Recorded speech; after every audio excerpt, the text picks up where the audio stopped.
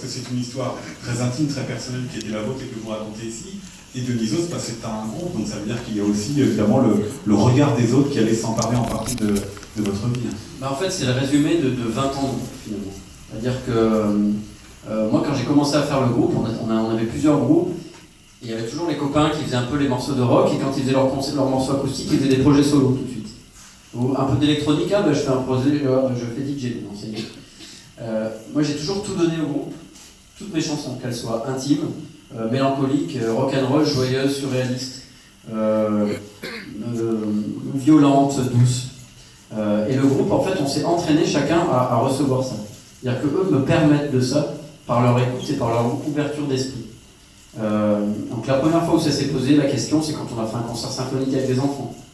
Est-ce que du coup, est-ce que c'est Carré Dionysos? Après, ça a été sur la mécanique du cœur, le fait d'inviter des personnages. Moi, j'avais envie de faire la bande originale de mon livre, mais j'avais pas envie de faire de projet solo. Donc j'aurais dit, si vous voulez, on le fait ensemble, mais si ça vous embête, on l'appelle pas Dionysos, le truc. Et puis, oh non, au contraire, et tout machin. Donc du coup, en fait, ça a mis un truc qui a rendu des choses possibles, dont la bande originale du film, etc. Bird and Roll, inventer une danse. Enfin, il y a eu plein de moments comme ça de liberté qui sont finalement assez rares sur la durée, sur normalement des groupes comme ça, que ça devient un peu une famille et ça peut se scléroser. Nous, on a la chance en fait d'être libre à l'intérieur, moi pour proposer plein de chansons différentes et pas avoir envie de cloisonner, et eux parce que on change les instruments et chacun arrange à sa façon.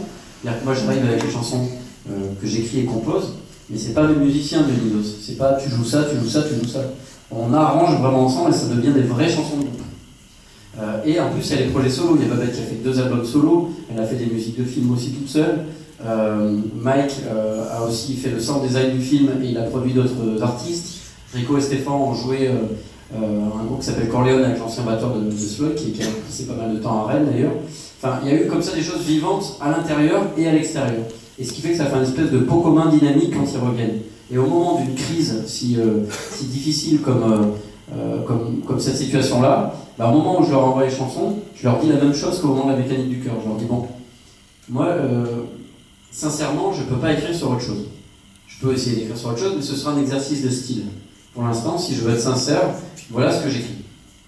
Voilà les chansons. Donc, si vous voulez, moi, j'ai pas envie de faire avec d'autres musiciens, enfin, ensemble, on m'appelle pas Dionysos. Et ils m'ont dit, mais non, au contraire.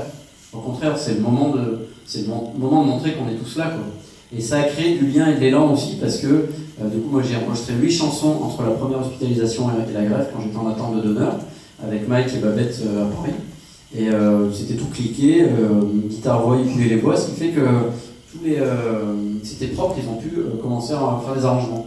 Donc moi, quand j'étais en greffe de moelle, dans la chambre série, je recevais des mails avec les premiers arrangements.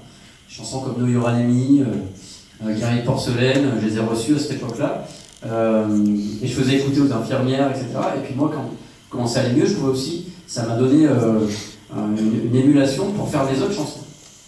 Parce que moi j'écrivais en même temps, tous les matins, je me levais à 6h du matin après la prise de sang, j'écrivais mon journal, j'avais ma folk, mon ukulélé, mon petit piano rouge devant la fenêtre, c'était mon poste de combat, quoi. J'avais ma petite tasse de thé au fruits rouges un peu dégueulasse, là, sans sucre, parce que c'était la cortisone, donc il fallait pas prendre le sucre. Et puis c'était parti, commencer à...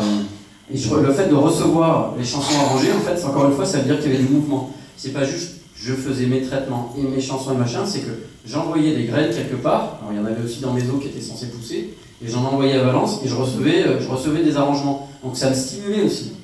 Et puis de le faire écouter aux proches, aux machins, en fait, malgré cette situation qui a une espèce de gel de la vie, qui est un stage en chambre stérile, comme ça, et ben il y avait les choses de la vie entre guillemets normales, parce que ma vie normale à moi c'est raconter des histoires et faire des chansons, qui continuaient de circuler. Donc il y avait la possibilité de l'humour, il y avait la possibilité du décalage, de la poésie et de l'épopée, quoi. Ce pari, encore une fois, sur le fait d'être aujourd'hui, là et d'en parler, de jouer le 17 avril à Mythos par exemple. Ben voilà, vous avez tout dit, merci beaucoup. Et vous lancez une gamme de chapeaux, pas encore? C'est un peu le petit bonhomme. Mais cette histoire du bonhomme, elle est rigolote aussi. En fait, c'était une figurine de Jack et la mécanique du cœur qui a été cassée dans un déménagement. Et puis je l'ai retrouvé un jour, comme ça, je l'ai ressorti en rentrant de la greffe. Et j'avais offert un bouquet à ma compagne. Et dans le bouquet, il